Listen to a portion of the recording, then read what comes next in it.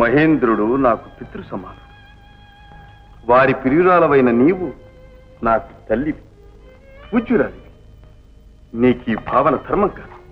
అర్జున, ఇది అమరలోకం. ఇక్కడ వావి వరసలు లేవు.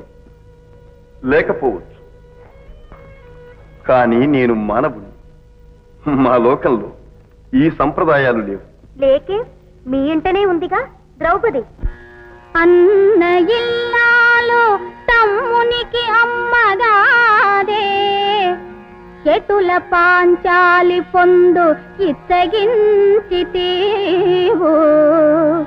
తాళి ఎరుగని నేనెట్టి తల్లినయ్యా, తాళి ఎరుగని నేనెట్టి తల్లినయ్యా. వావి వరుసలు తలపగా వలదు విజయ విజయ. చాలు నీ పండిత్యం. ద్రౌపదికి మాకు గల అనుబంధం నీకు అర్థం కాదు.